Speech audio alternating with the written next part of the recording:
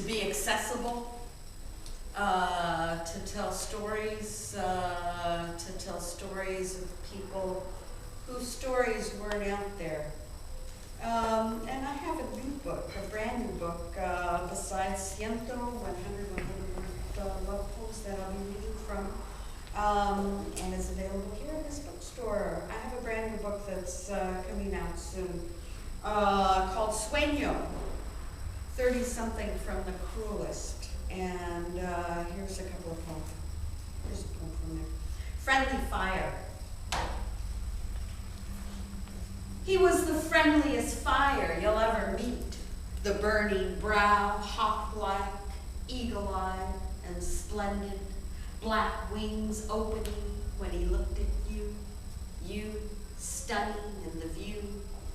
He had a vein constricted at the temple, a single throb pulse of rage before he hit you. The most beautiful man you'll ever meet, full of I love yous and honey, the stick and sweet spoil of summer sweating off that brow. He'll need you, he'll time you, rhyme you till it hurts, be a word he doesn't speak, a turn of phrase in French, something foreign to this land, the red dirt that birthed him, first son of a lost, civilized tribe. He was the most too good to be true you'd ever seen, and then you vanished. Under a lump on your head, the size of an apricot, plum-colored plush, just you, First Nation penalty. He was the friendliest fire you had ever smoked. He was the quickest burn in an underground forest of men.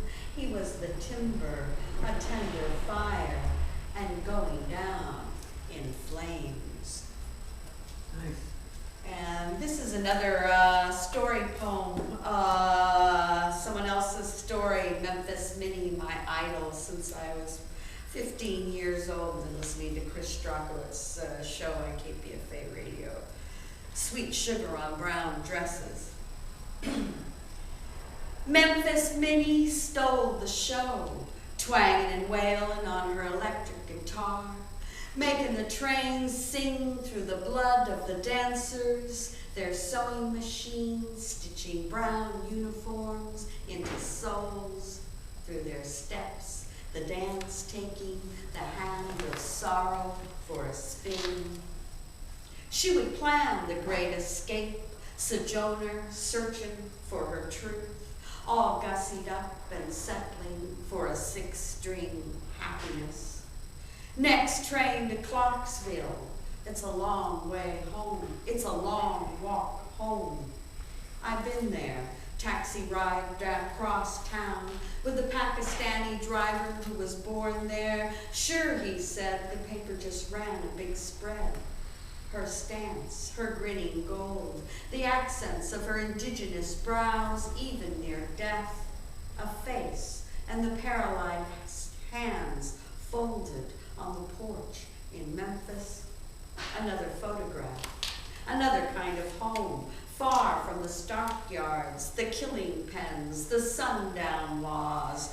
It was not that my man done left me, that pleading through the night.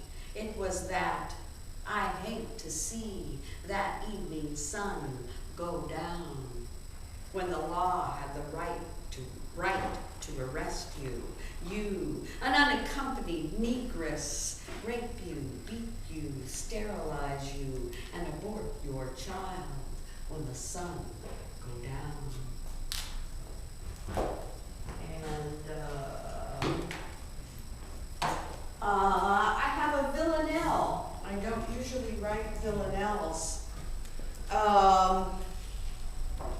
And then we don't usually lose a city like New Orleans. So this was a poem that was part of a fundraising effort. I wrote the poem to raise $100, and since I raised $100 for the Katrina survivors in New Orleans, I also contributed to Brian Wilson of the Beach Boys' effort to give direct aid to New Orleans, to go down there with real money and water and food and whatever else they need, like mosquito nets and things. Anyway, I was able to read this poem to Brian Wilson of the Beach Boys because I donated to his cause. I remember him saying, you want to read me a poem that you wrote? That won't be necessary. He kept repeating that about 4 times, and then I explained to him it was for Clarence Gatemouth Brown, who had died, I think, of a broken heart a couple of days after Katrina hit, after being found in a boat roaming around in the water and ill. A blue wake for New Orleans for Clarence Gatemouth Brown. There was a rhyming city on a blue bayou till the wicked wind laid waste. A nothing sound in a city's soul and a nothing you can do. There was a windy will and a blue horn, you, a single name that was left in haste. There was a rhyming city on a blue bayou. There is a wailing city, a water high and you, left amid the residue up to your waist. A nothing sound in a city's soul and a nothing you can do. There was a loving city in a blue hoodoo, through a hard-knocked school, a river's waste. There was a rhyming city on a blue bayou, a full moon hue, a relation to dew, jewelry on a spider's bed, so chaste. A nothing sound in a city's soul, and a nothing you can do. There is a silent city, a blue shirt crew, the yellow vest of Savior waits. There was a rhyming city on a blue bayou, a nothing sound in a city's soul, and a nothing you can do. Should bring Jim Powell.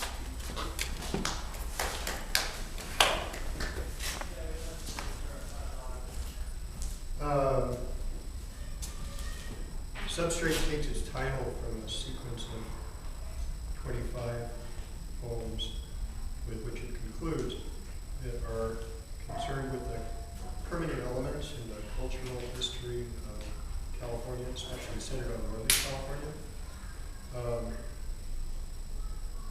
And the first poem in it is called The Painted Hemisphere. It refers to a tribe that lived on the Mimbres River in southwestern New Mexico from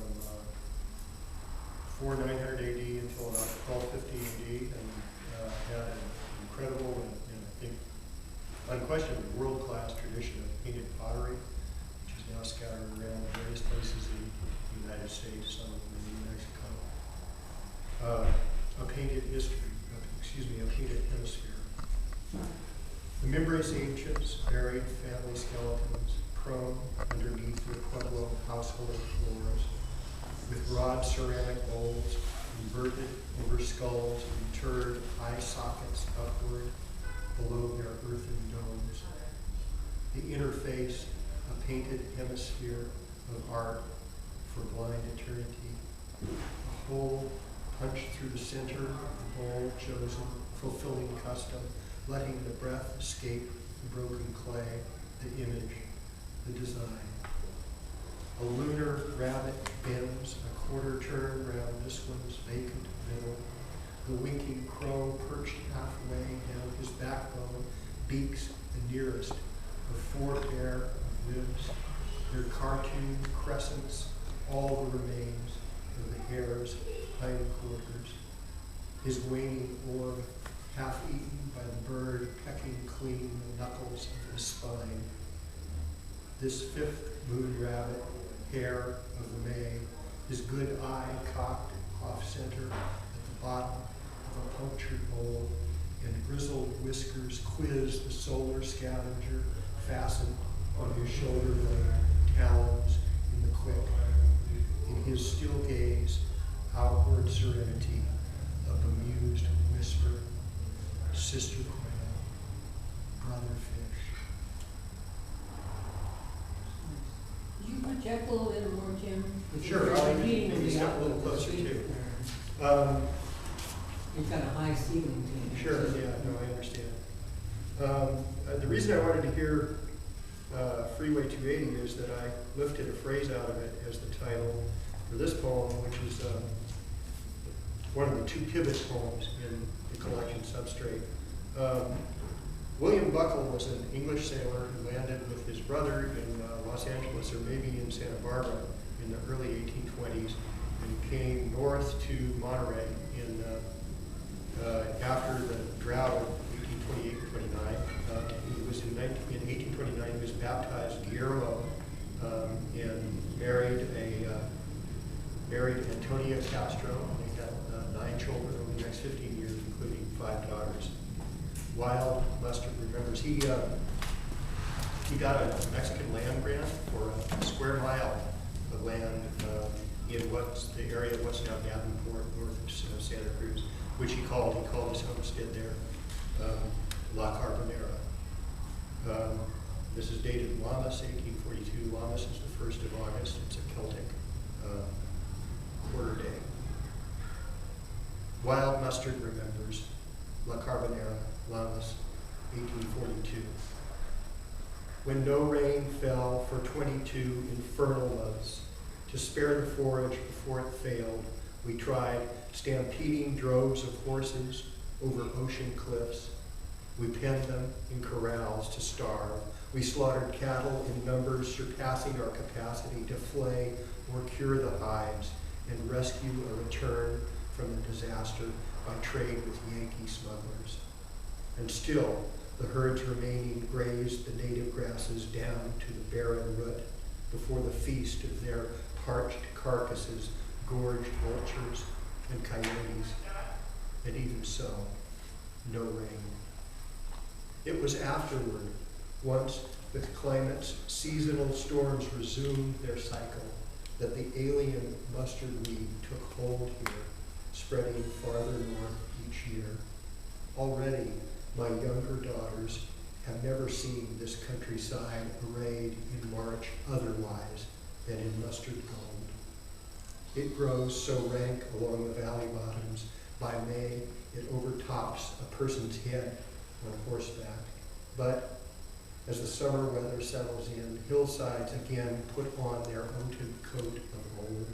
In the weeks when, well before dawn, a warming air begins to stoke the purgatorial oven of afternoon.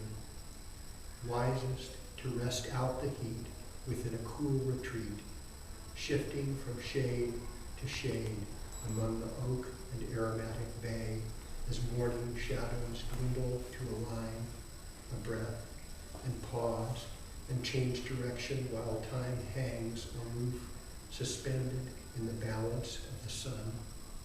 Or from a sheltered cleft gaze out upon the lion-colored landscape with its indecent contours, the hollows buttocks have, the dimples of a shoulder.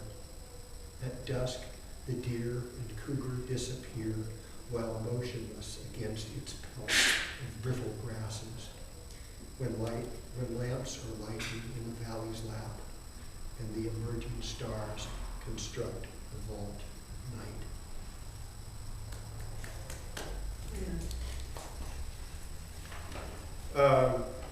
This is called the Lances of Old Spain at San Pascual. San Pascual was the climactic battle between the Californios and the invading American forces in 1846, actually.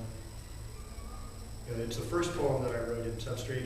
It came out of the amusement at looking around at we have about a dozen different eyewitness accounts of that battle. We have accounts from the California side, we have accounts from the American side, we have an account that originates with Native American, San Diegueño Native American who witnessed the battle.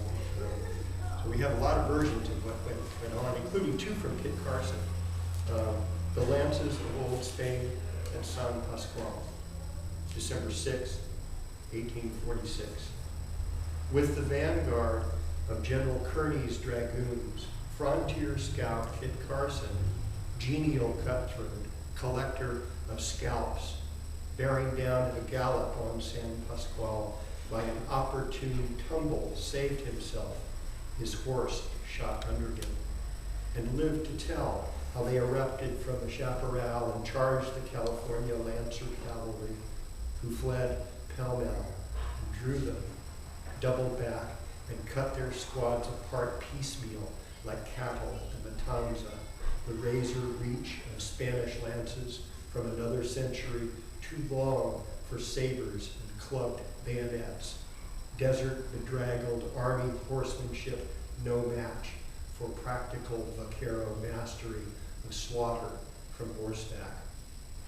Unscathed, almost, the Californians retired. Kearny lost 20 men and could not sit a horse himself for months. Of those in the first onslaught, only a few stragglers survived the brunt, the savvy scout among them. General Pico's victory altered nothing. Kearny was delayed a week in reaching San Diego. Old Alta California was still lost, or won, depending on the point of view. It was a backward country. The pennons prancing on the antique lance heads, the horsemanship that rivaled Tartary's, style in defeat. In a half generation, 2 years drought and want of capital destroyed the herds and bankrupted the rancheros. I'll read one more poem having to do with history, and then pass it back to you. This is called Terms of Employment, and it's Bob Brotherton talking, and he's talking in Watsonville in the mid-1890s about events that took place 15, 20 years earlier. Terms of employment. When I was agent for the Telegraph, we lost connection on the San Juan to Visalia line, and the front office wired me to restore it.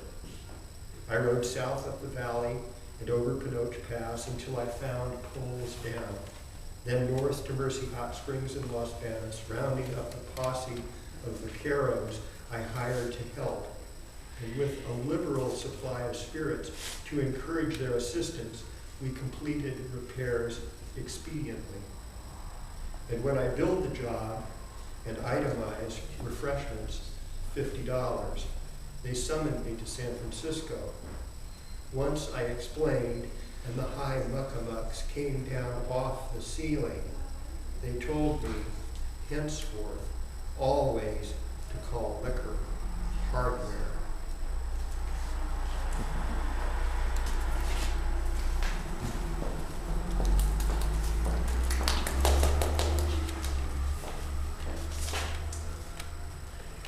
Okay. I want to read a few poems from Ciento, 100 word love poems. What's your favorite number from 1 to 100? 9. 9.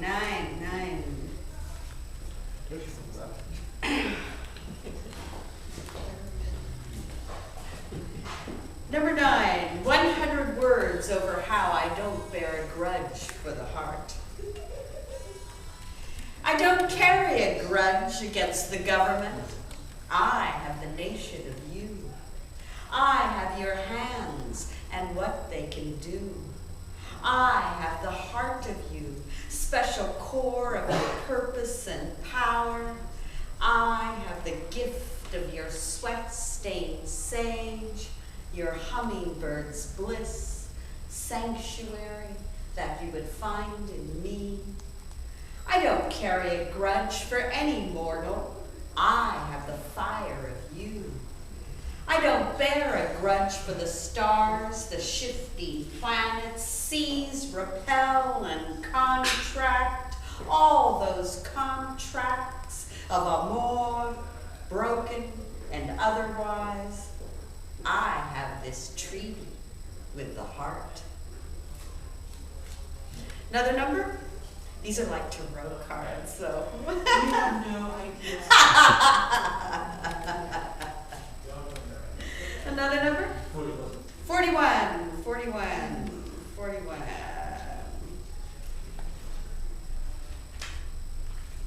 100 words for fire. I want your fire, not your flame. What cauterizes, what heals, what enriches the soil. I want the fire of you. What burns fine to your touch. What blazes in your gaze, the St. Elmo's fire of your dreaming, the ashes of your mea culpas. I want what evaporates hot tears, what transforms doubt into must. I want the sudden lick, the gulp of magic, tasseled sunsets all around. I want the molten core, the dynamo between your thighs, cauldron inside your eyes, alchemized. I want the wisest you, the wizened you, word wizard you, enchanting bolt of spell you. Another number? Favorite number, 1 to 100? 77. 77.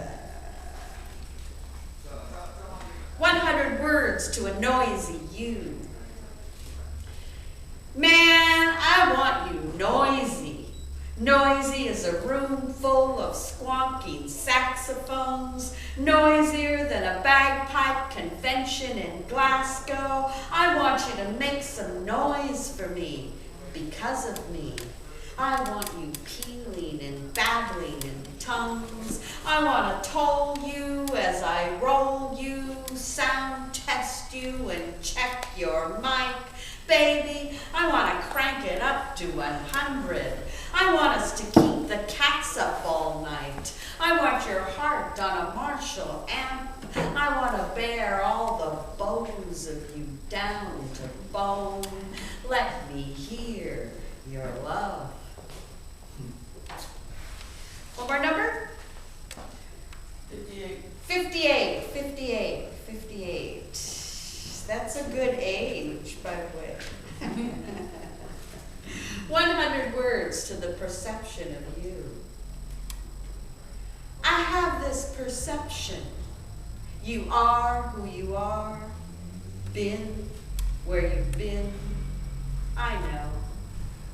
I know what anyone knows, short of nothing. I know birds return, not to me. I know what I feel, what hurts, the shape of you on top of me. Perception like me, once extinct, now an insurrection of knowledge. Now I percolate through dreams. You dream me into cloth, into your warmth beside you. Whatever sign do I need? So plainly, snow tracks, fallen cake crumbs for you, messages that pass through mountains, pass through diamond and mist, waves of missing you, particles of change. Thanks. I'm going to bring Jim back up one more time, and then we'll have our open mic monotone until we run out of time. Hey, welcome, Naomi.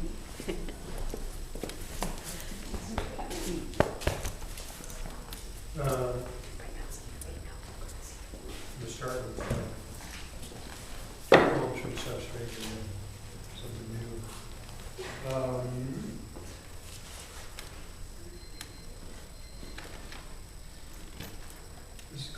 doxology.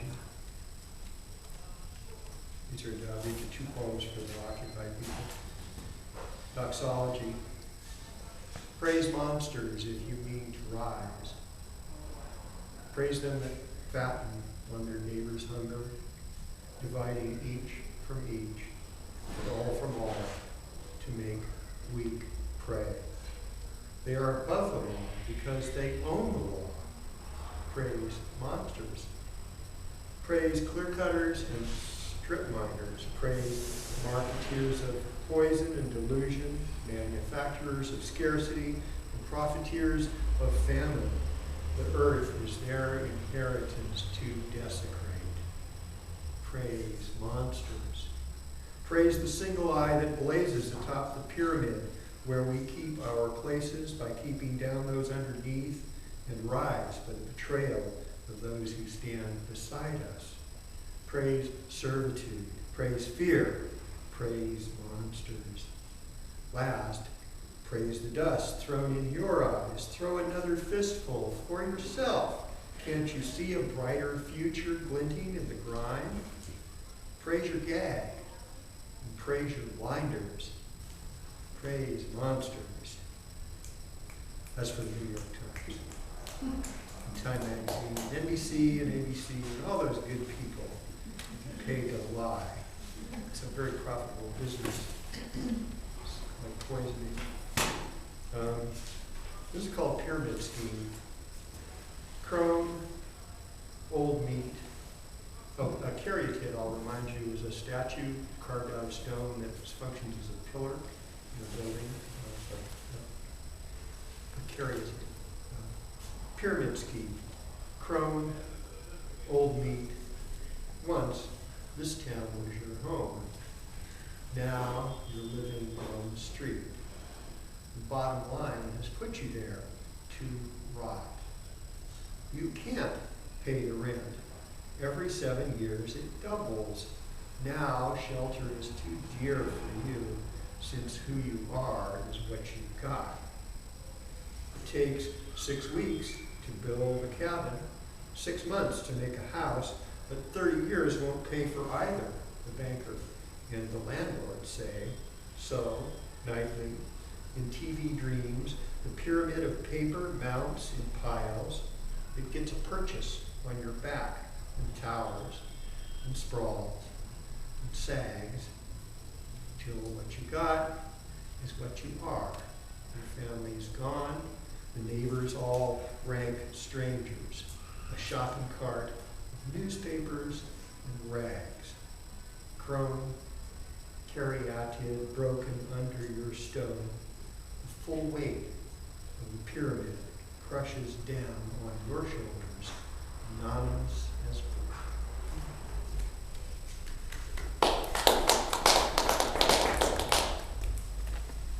sovereignty. The child, riding his father's shoulders above the crowd, looks down into the world of faces, swimming at his knees, king of the world in his own mind. At each turn, alternate destinies invite his liking. He gapes meanwhile and holds tight, safe on the charmed brink of childhood, a bubble clinging at the fall's lip, delighting to be thus elevated. Later, learning to carry his own weight on solid ground, he would renounce the idols riding his father's back, curse naked king and paper crown to make his way, still not noticing how his choices begin to overtake him, the water rising at his heels.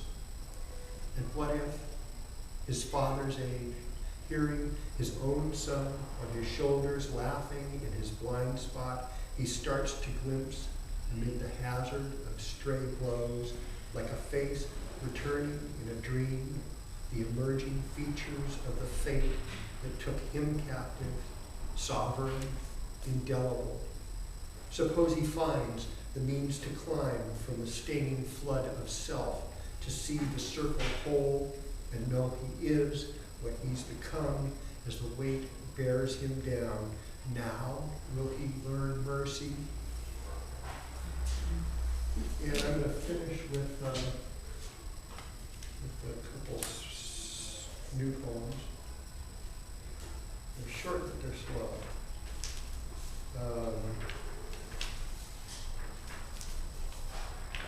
This is called Hour. The hour. The old year ends in fear, as it began for many a man, met with curses, at reverses, or remorse completes its course. A few rejoice in a loud voice, others glower, craving their power. Some cower, all bow to the hour.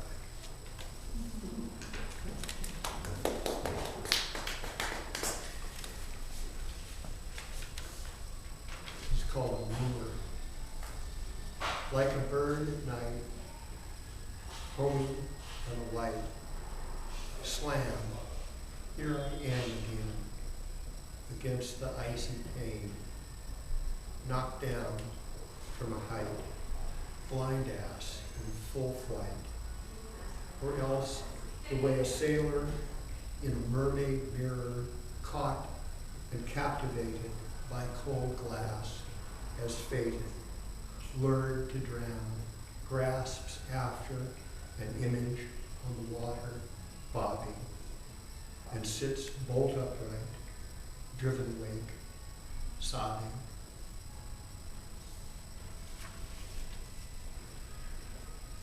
Phases, like phases of the moon, phases of attitude, phases of mood, phases, sound asleep above the deep. The sickle arc conveys her spark underground, 3 nights dark, a fickle voyage where waters meet and quicken passage incessantly. She lifts free and rises, crescent-wise, quicksilver crown. Cresting the brim, light overflows the winking rim of all she knows and faces him full on, up close. An interim of grace, a dose of soma in a gaze disclosed, gate open in a way proposed, outside the close of seasons. The moon upends her bowl of tears, the rains impend, toll of fears. Too soon to spend, day disappears. She cannot mend the pouring years, or pretend her role unclear. The scroll ends, darkness nears. She will not hear of reasons. Full circle back to zero, shadow fills her bowl. Silt chokes a basin, and the fountain spilt its lace of pearls. A haven for her hidden face, drained of reflection, mute, stained.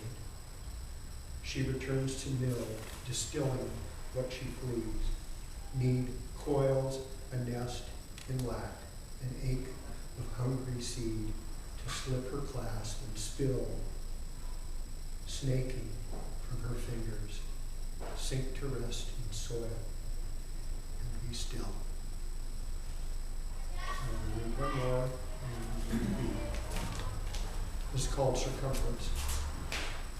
This bowl is the clay whose spinning orb escaped the pressure of her palms upward to take shape at the center of the wheel.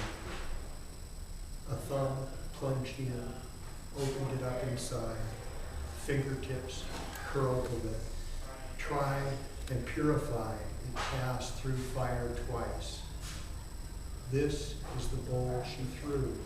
The band of bone ash blue around the rim embraces and abolishes emptiness in calm. Brim it with piles of petals or spew. It contains them. Its circumference encloses yellow bile as well as roses. Stone-like in the hands with a granite ring, its moon silver inner round encompasses an end, beginning, and return.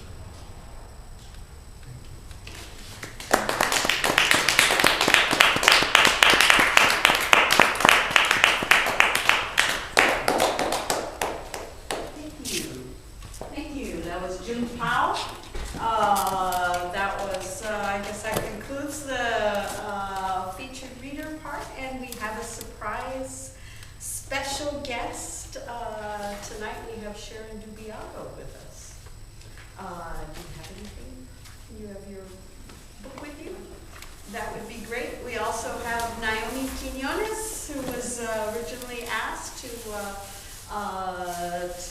help us launch our open mic series here, Alley Cat Poets in the Mission, and our theme of La Historias, and she is a historian.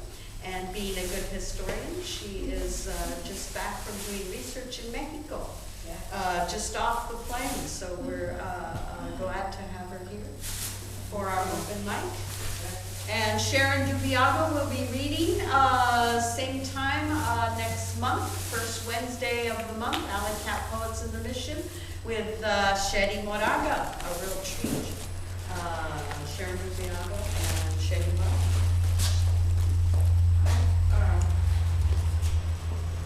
Stunned by that Juan Samba Squaw poem. I grew up 4 miles from that battleground, and my current memoir I'm writing begins with that battle. And the boy on the front of my first big book, Hard Country, is a Samba Squaw native. And many, well, have you ever been to the Wild Animal Park? That's Samba Squaw. And San Diego County. And the book Ramona by Helen Hunt Jackson is about those people. And so that was stunning. Have you run Really across Florence Shippick? Yes, I certainly have. certainly. I haven't read the native account of that battle because generally it's accepted that California, the Americans lost that battle, but they also claim that it's what got us California. That's the last battle. You said that. And I thought I didn't bring the right book, so I can't read my opening, my memoir about being conceived in Redondo Beach.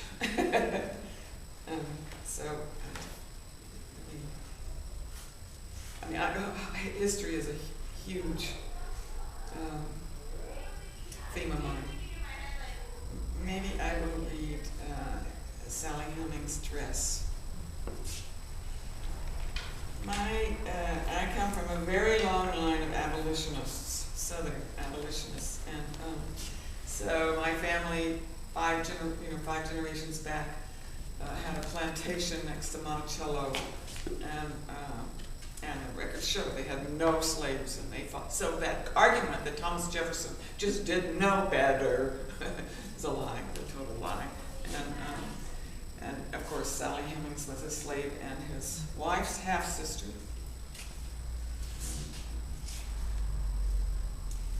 And this is incredible art,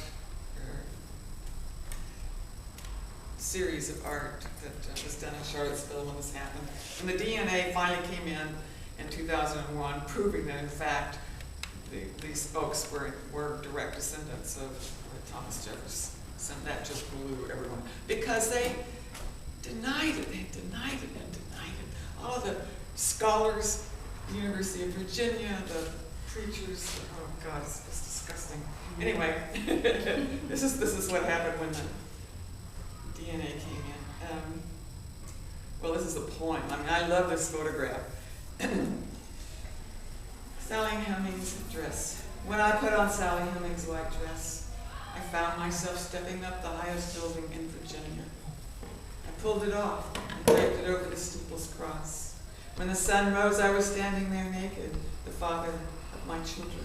And when the sun set, I was the moon and all the stars, the father of my country. This doesn't mean I don't love Thomas Jefferson and his pants. Of course, only in heaven does he get to wear a dress. Here, even the president can only lie down on the bed, drape it over himself and sigh, what am I to do with this? When he puts the cigar in her vagina, the highest building in the land collapses brick by brick. The dress goes up in flames, semen of sunrise, noose strung from the oak around his neck, bloody cock in my bloody black mouth. But oh, moon, you rise again, virgin impenetrable, and I step through the sky in my beautiful dress, issuing forth all the Union and Confederate dead in theirs.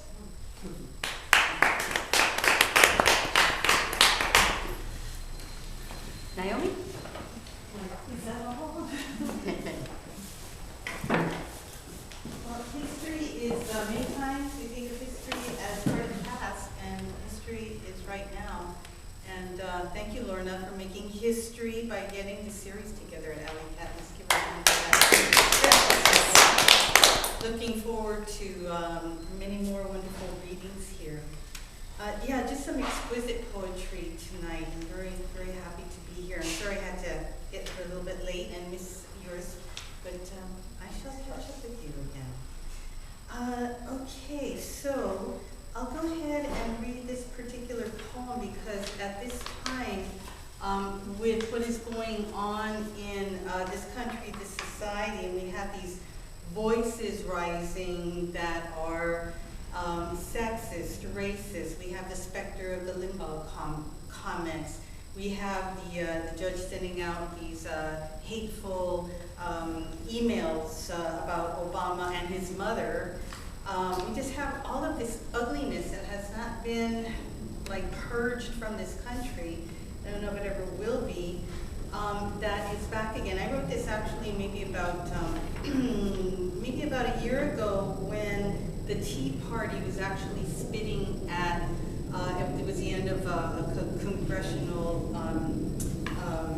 session, and there were Tea Party members out there, and they were spitting and throwing things at the Liberal Congress. This was such a despicable thing. So I inspired this, called The Voices of the Old South. Definitely part of this country's history, and just in case we have forgotten about the segregation that was basically taken as normal for this country, we're being reminded of it right now. The voices of the Old South bellow in the new wind. The ghost of slave owners commandeer media, monitor the masses for hate. The Ku Klux Klan cast off its sheets and storms the streets of Washington. A body of white and bellicose in sweatpants and tennis shoes parades its scorn, spits in the face of reason, and marches to the legacy of the hate that seeded this nation's power. Centuries of Jim Crow, native genocides, continuous dispossession of Mexicans, and anti-immigrant sentiment, decades of indentured servitudes have carved harsh hearts, hardened the thin interiors of souls craving the violent controls of the past. What are you but a lynch mob in patriots' clothing, set out to hang the future by its neck, longing to leer with sweaty eyes at a social body swinging from a noose? March on, dwindling cadavers. Your threats to exterminate are pointless stagings of your fear, of new winds blowing louder and stronger with the voices of all people whose blood has nourished this land.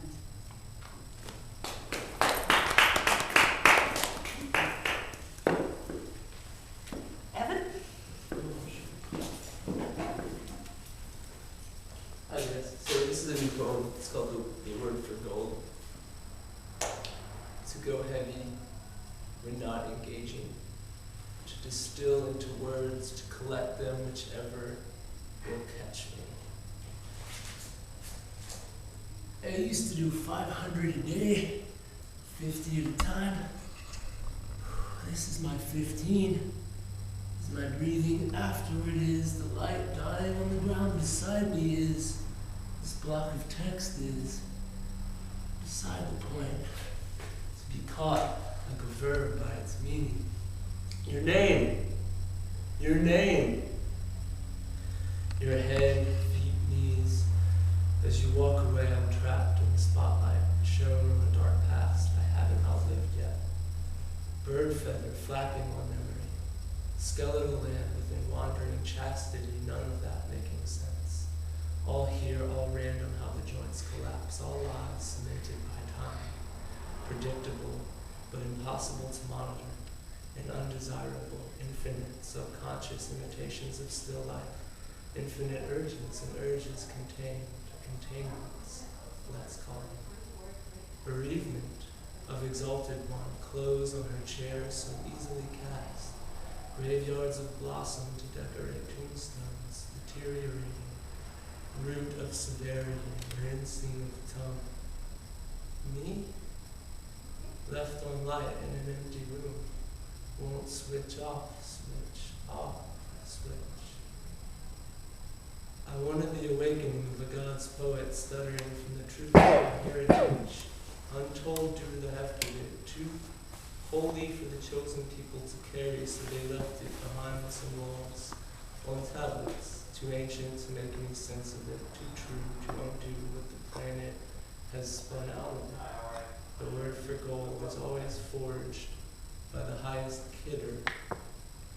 Take what has any meaning to you, share it meaningless. Catch what is coming to you, claim it regardless. Light your head on fire if you want to see. Light your head on fire. Or would you rather be a mumbler?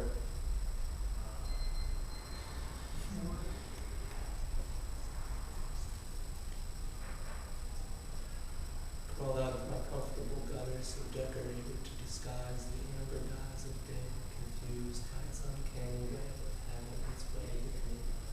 Emptied while inside of it, rubbing my eyes so dash with constancy, A-R-R-E.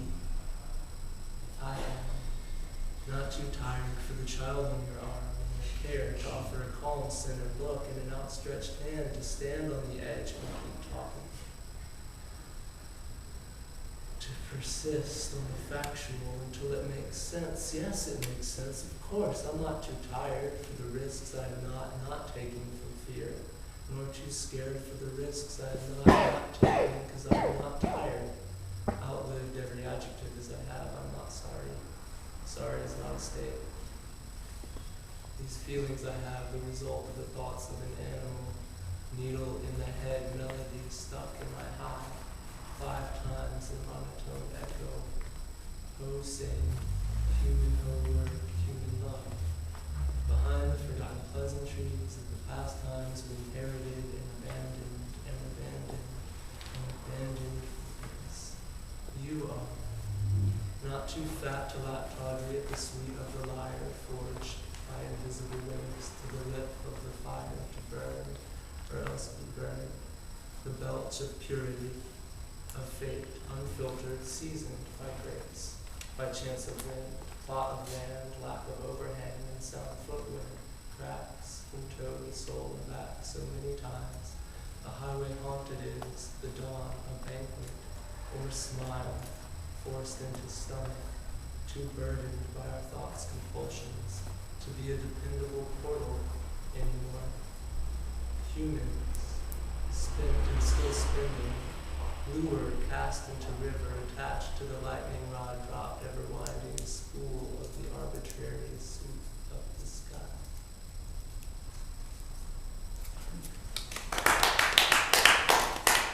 That was Evan Park, thank you. Would you like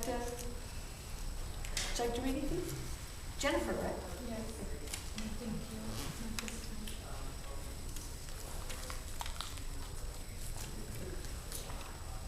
Sharon, Naomi? On course. Encores? There is a open mic tomorrow across the street, down the street at the Galeria La Raza. Long-running series, a Lunada series. Leticia Hernandez is going to be hosting the open mic and reading, and I can't remember who else is. Is it Barbara Reyes? No, no, that's March 15th. I'm reading in Berkeley, Moe's Bookstore, March 15th with Barbara Jane Reyes. Otherwise I can't. Anyway, there's an open mic, 7 o'clock, 7:30 tomorrow. Next month, April 4th, Sharon Dubiago, Shetty Moraga, open mic. Tell your friends, bring your books, come visit and support this wonderful bookstore, and free poetry in the mission. Thank you.